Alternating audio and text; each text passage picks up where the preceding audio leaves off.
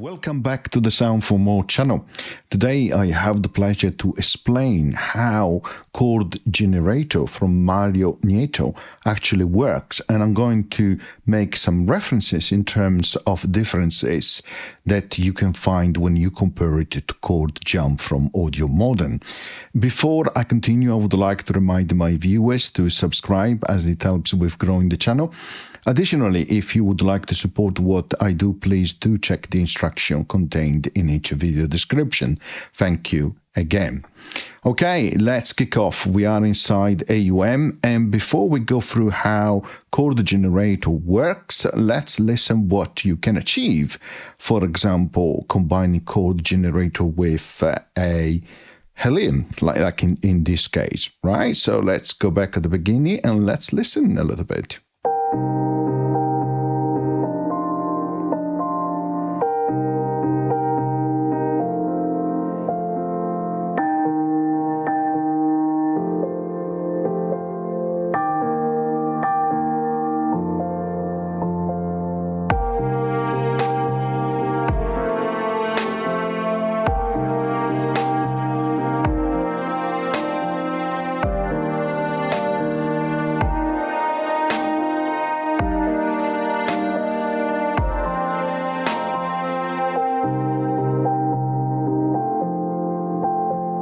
Okay, let's stop there. So there is absolutely no doubt you can create some very unique, really nice, interesting chord progression using Chord Generator.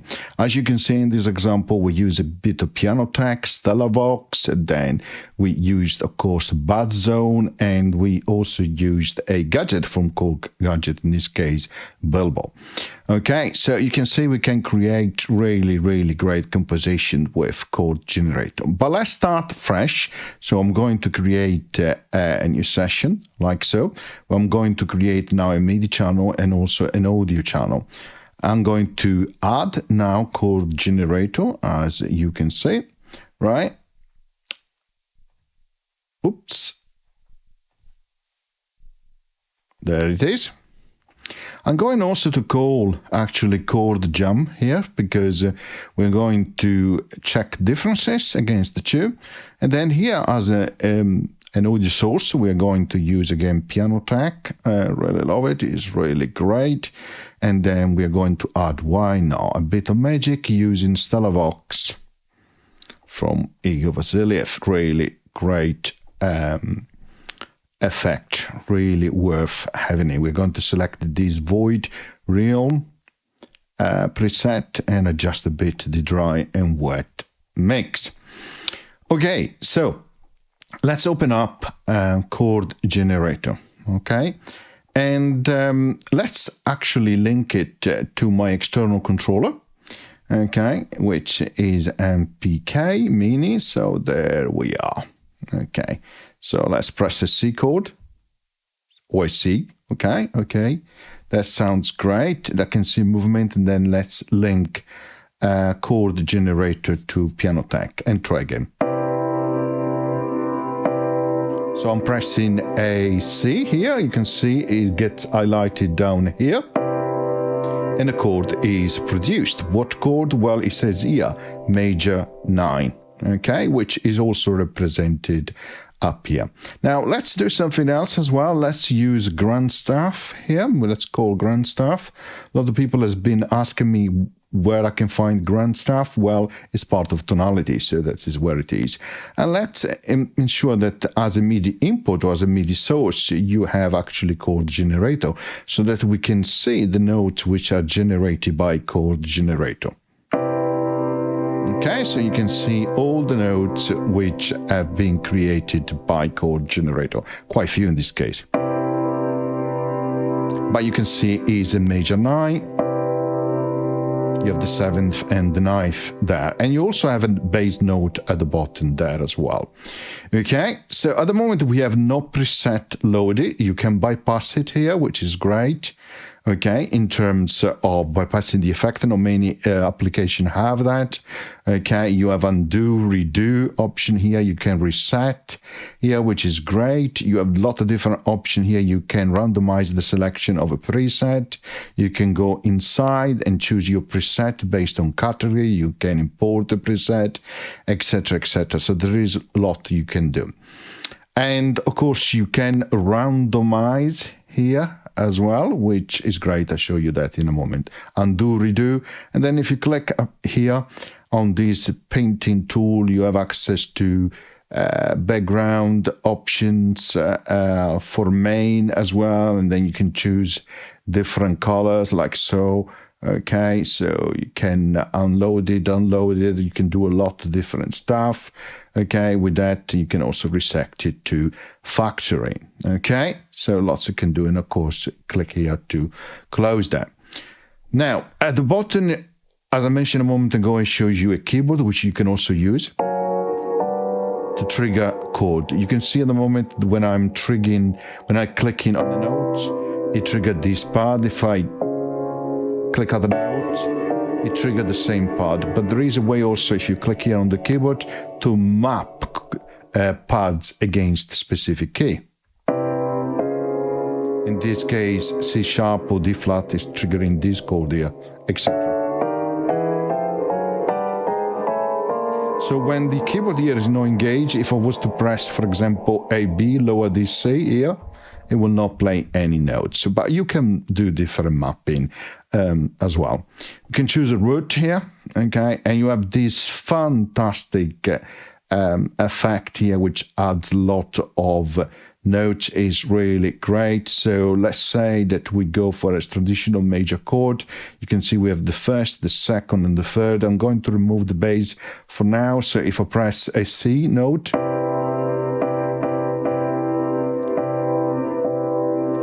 okay, let's check inside grunt stuff. Okay, you can see a lot of different notes, right? That is a major, let's select this one, major. There you go. And that is your traditional, again, let me remove the bass there, and let's check on grunt stuff. You can see a traditional major chord, C, E, and G, right? Okay, traditional triad major, because I selected here. So you can select the root here, the chord there, and then you mapping against the key, okay, which in this case is C3. Okay, you can also go up and lower action here on the global octave. Then you can decide the root of a scale and also the scale itself, and you can also capture MIDI if you need to do so. Now, the key is here to define the chords, okay, this middle section here, where you can act on the inversion, the velocity, the strum, and a repeater, which is used to repeat notes, okay. Down here, you have access to different pads, okay, where you can assign different chords, okay, map them against a key. You can also ask Chord Generator to generate a new progression, like so.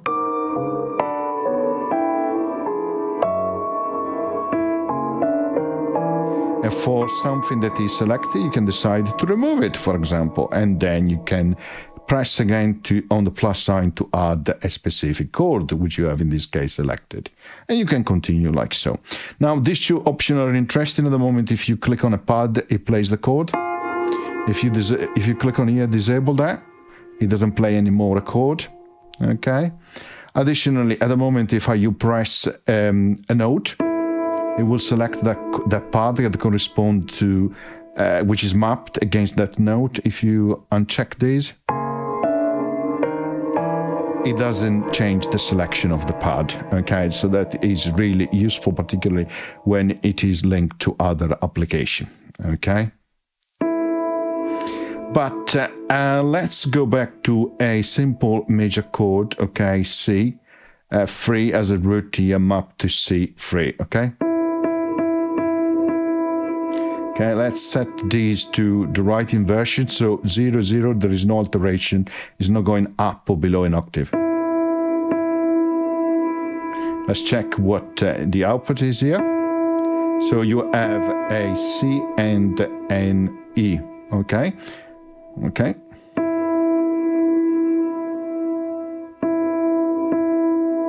Let's reset actually to default, and let's go to major, okay? And let's remove the bass.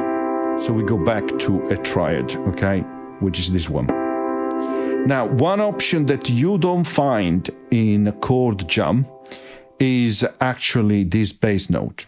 So you add that, and immediately you have this note here, okay? And that makes a huge difference, actually, in terms of how the sound is, right? If you go to Chordjam and we expand this, you have selection for inversion here, for velocity, okay? And then you can do time, which is your strumming, and you have an arpeggiator, which is really nice. Now, Chord Generator doesn't have an arpeggiator, okay? But equally, as you will see, a Chordjam doesn't have a repeater, which Chord Generator has. On the other hand, Chordjam has a sequencer here, which Chord Generator doesn't have. Okay, you can enable it, and you can create your own chord progression with a lot of different options, which is really great. Both can actually trigger pads. Here you can see you can trigger the different pads from Chordjam, as you can do here in Chord Generator. Okay. You don't see this option here in Chordjam, but okay, that is not a deal breaker. Here in Chordjam, you can still select a scale, scale type, the octave, as you do in Chord Generator, and the chord type as well. Okay. As I mentioned, one noticeable difference is you don't have a bass note here. Okay, you have 1, 2, 3, 4, 5 different voices, and if you go to Chord Generator, 1, 2, 3, 4, 5, which you can enable or disable here. Okay, but you have a bass note as well. Okay, which you don't have inside Chordjam. Now you can move up and down, of course. And you notice the note is produced. It's gone up by 2 semitones, so that's great. So you can adjust that bass note. As well, you can continually randomize when you actually press additional key, which gives you an interesting effect, perhaps not what you want. Of course, that depends also on the scale that you have. It says chromatic here. Let's go to major. That sounds way better already. So now the notes which are selected are actually selected within the scale of major instead of being chromatic. So it sounds way better. You can go up and down here, octave for each of the different voice, which is absolutely great. You can lock these for locking changes, okay, which is really useful. You can click here to reset everything, okay. You can click this one, which is a link, which means that every note will change at the same time. So they are linked, as you can see. You can have it to change as you type notes.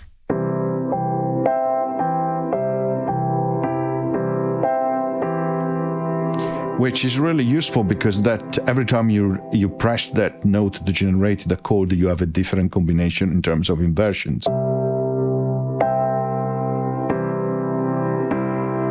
So I'm still pressing the same note, C3.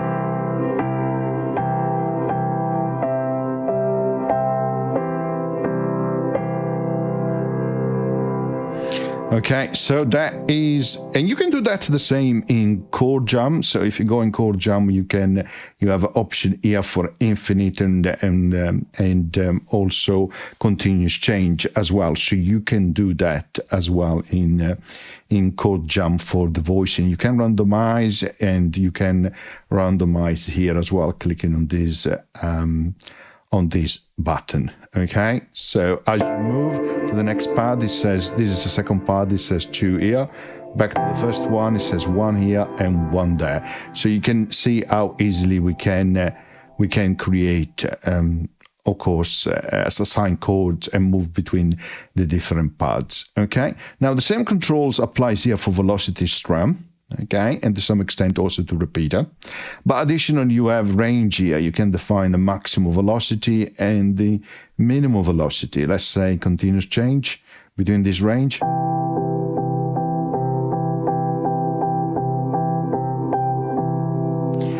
And let's enable keyboard here, so we play the same chord over the keyboard.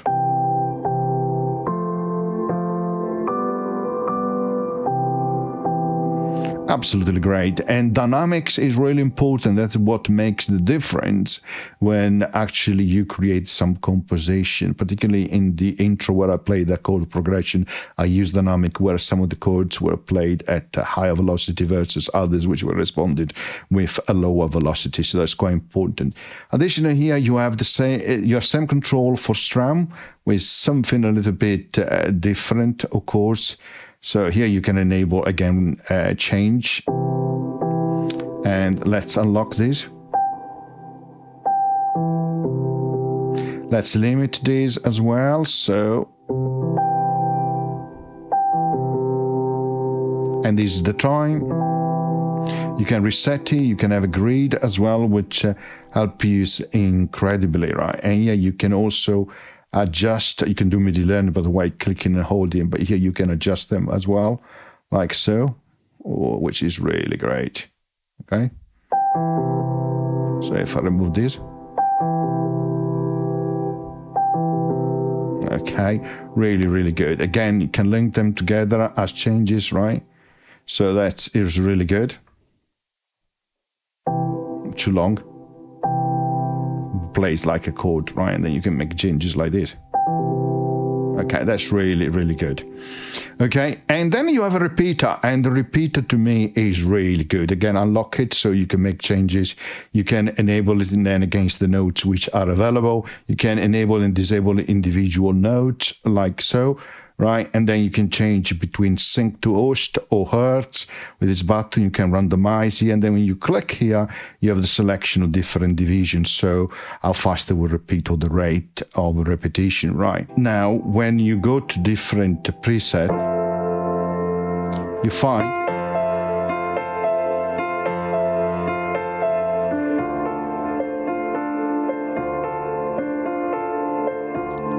that movement is created by the repeater, okay? Okay, let's reset these. Let's enable these. Oh, stop the changes, enable these again. Now at the moment they're all 1/4 here. Let's change this one, for example, to 1/8, the bass note. So you can see the first note is actually playing quite fast.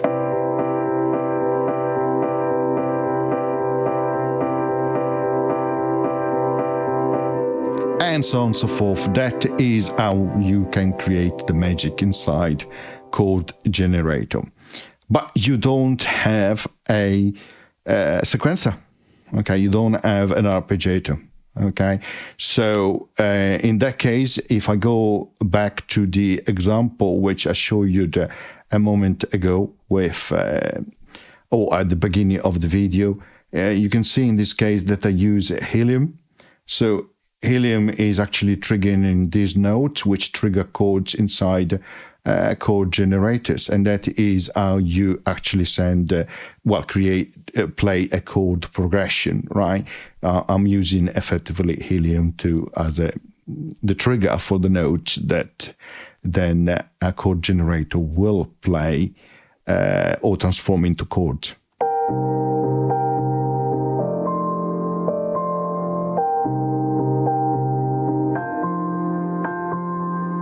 You can see the different dynamics. These notes is played, the lighter color is played with a lower velocity. That is why you hear that effect of coming down, but also the velocity is coming down, not just only the chord is changing.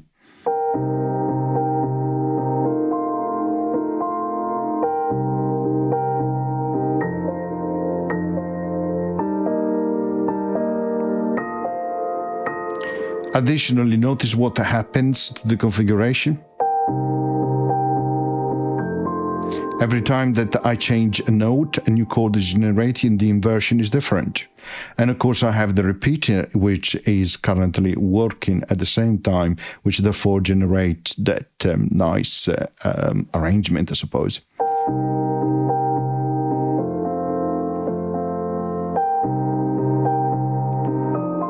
And the beauty as well, as you notice, when you change chords, you have more voice. In some cases, you have more or less voices. Therefore, you have more or less movements on the repeater.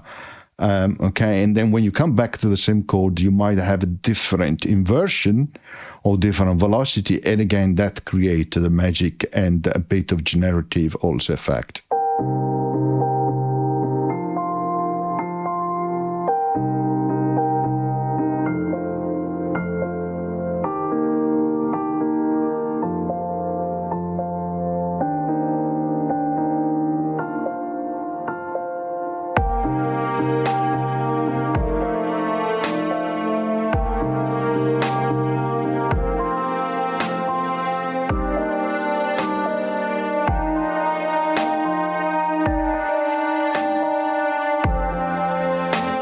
As you can see, the use of Hillier in this case is very straightforward. You have 3 tracks. The first one triggers the chord inside chord generator. The second one triggers that pad inside the buzz zone. And then the third one creates a billboard for that ramp effect. Okay, and that is how I used it. Again, going back to Chordjam. Here, you can create something very similar, of course, using Chordjam, and you can create the chord progression directly here using this sequencer. What you will not be able to add is that bass note, and you will not be able to add that repeater or that movement to the chord. Now you can add arpeggiato, and they can be random, they can go up and down, down and up, etc., etc. All as chord repetition. You can set the rate and the swing, which is really good, and you can do that per different chord. Again, so you have a lot of different options, but the chords will sound very different because you have that missing bass note, and you can't really recreate that repeater effect that you have in chord generator. But equally, when you use it in this case, chord generator, you cannot create a chord progression inside. You need to use another tool externally. So pros and cons. I find chord generator really easy to use. And if I want to create some, let's say, magic, I can create it really, really easily, using the repeater in particularly. I also find that the magic here I want to create chord progression works extremely well, really, really well, which is another pros. But then if I want to insert it inside the composition, then I need to have other tools like those, like sequencer, etc., that I can use to actually trigger chord generator in a song. While in Chordjam, I could do it here. Of course, there are some limitations as well. Here you have, by the way, additional preset here selection, which you don't. The other thing as well is the extension, the point of AU parameter exposure. Here you can do a lot of MIDI mapping inside Chordjam is really, really rich in terms of controlling. Even loading preset is really, really good. When it comes actually to chord generator, yes, you have some parameters which are exposed, like retriggering of scale root, chord mode, pad from MIDI, scale keyboard, etc., etc. But and you can do also some, to be fair, also some click and hold. You can do learn MIDI assignment here, which is really good. But I find in general Chordjam has more mapping capability. But again, I don't see that as a major differentiator, but is nevertheless a difference. So if you're looking for something like this one with a richer chord and a repeater, chord generator is your way to go. If you're looking to have a more sophisticated tool Chordjam, I think, is for you, but there are differences, like the bass notes here and the repeater is not there. You can get away with the bass note. You can have another session of Chordjam and bring in that bass note. So I think there are way around that, but the repeater would be difficult for you to actually replicate. Okay, I hope you enjoy the tutorial, and as always, see you next time. Bye.